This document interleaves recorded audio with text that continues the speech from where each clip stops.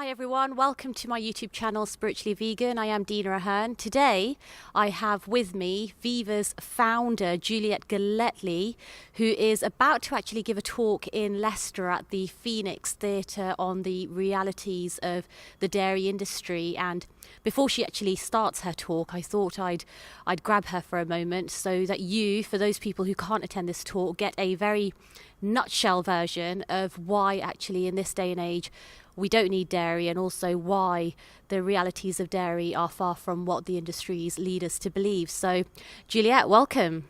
Thank you very much. So, Juliet, can you tell me, please, about your recent undercover investigations that you carried out amongst dairy farms in the UK? What was it that you found? So we started the whole dairy investigation with Cadbury a while ago, and we filmed on 15 farms, and what did surprise me was the fact that all 15 were zero grazing. And zero grazing means, as you'd expect, that no cow ever gets to see a blade of grass in their life. They give birth to calves, obviously, because by giving birth, that's what makes them produce milk, of course, and it's the milk that they want. So some of those calves, i.e. the males, are just treated like trash. And we filmed for the first time, I'm not sure anyone else has filmed it in Britain because it's very hard to film, was a little male calf being taken from his mother and shot in the head, and he was taken off for the Beaufort Hunt hounds. So the male calves literally being used for feed for the foxhounds.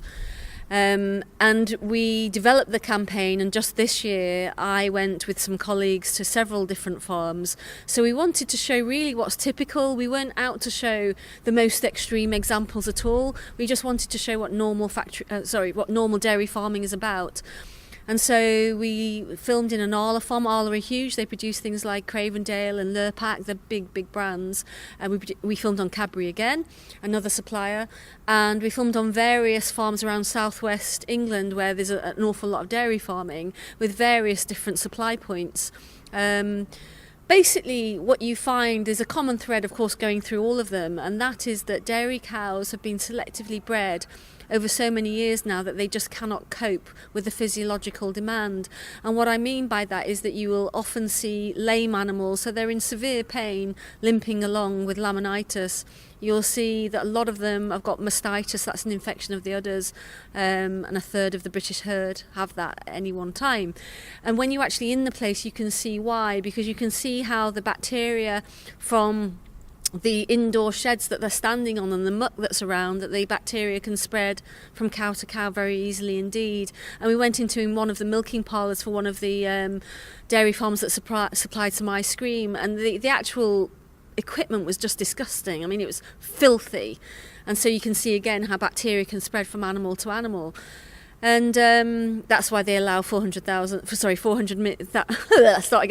million pus cells per litre of milk in the UK. They can't get rid of that because there's just so much pus in milk because of the mastitis. We saw really ill animals. One farm in particular, the animal, this clearly wasn't a new illness. It's something that developed over a very long period of time, and she could barely walk. She was emaciated and in a right old state, and that illustrated for me the way a lot of dairy farmers allow the animals the state that they allow them to get in, because relative to other animals they're longer lived. And what I mean by that is in the UK on average they're killed at 5, which is very young for a dairy cow, but it's a long life compared to a lot of factory farmed animals, and the state that they are allowed to get in.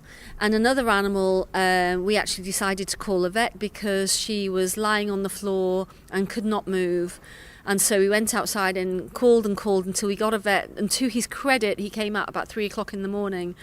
And he, again to his credit, took the decision without the farmer's permission and without the police's permission. We called the police, we called the RSPCA, and they didn't come out. And to his credit, he took the decision that this animal was so ill he would euthanize her. Often vets will not do that. And he euthanized her on camera and actually said why he was doing it. And again, this animal had not got in that position overnight. This was again a long-term illness, and he confirmed that, and it's all on the Scary Dairy film.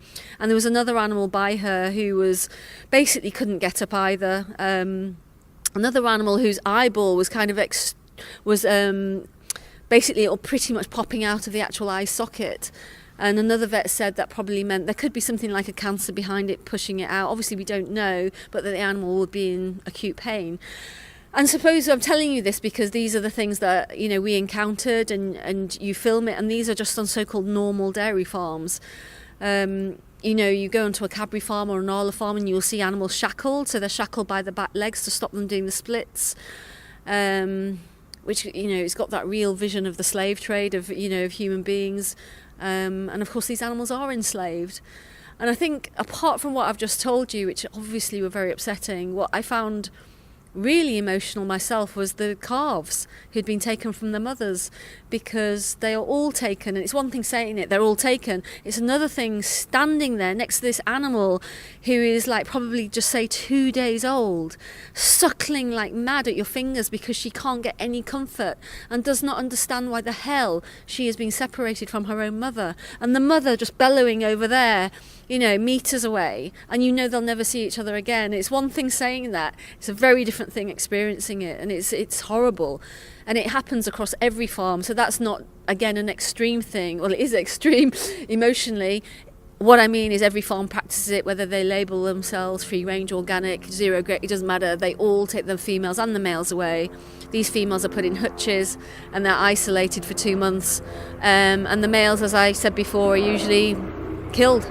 Juliet, thank you for that. So Juliet Gellatley from Viva has just given us an account of what she found through her undercover investigations of UK dairy farms. The things that she has shared with you are across all dairy farms. This is standard practice. It is DEFRA compliant.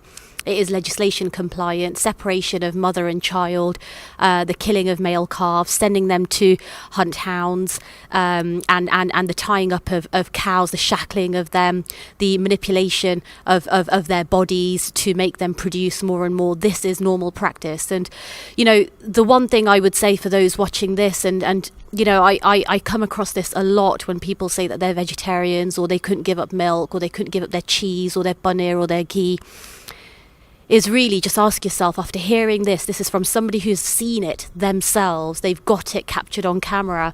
The film that Juliet just talked about is online, you can watch that. Is your taste really worth it? Is your habit, is your culture, is your tradition worth their pain and suffering? And if it is, then ask yourself, where does your moral compass lie with knowing that, and can you sleep at night? That's all I'll say. If you are on the internet, do check out Viva's website, viva.org. It's viva.org.uk, and what I've been talking about, there's a new website about to go up, which is scarydairy.org.uk, and it's not just got the cruelty I'm talking about, it's got everything to help you change as well. So there's a massive section on foods, big section on health and all the nutritional questions you might think of. So it's a very comprehensive website. Thank you for that, Juliet. So, you know, questions such as, where do I get my calcium from? Does dairy really give you calcium? Where will I get my protein? What can I substitute? These are the things that you can actually look up. In this day and age, we do not need dairy. We do not need animal flesh on our plates. So heed the message for the planet, for the animals, and for your health. Thank you. So do follow me on Spiritually Vegan. That's the YouTube channel, and I'm on Instagram as well, and also on Facebook. Thank you for watching. See you next time.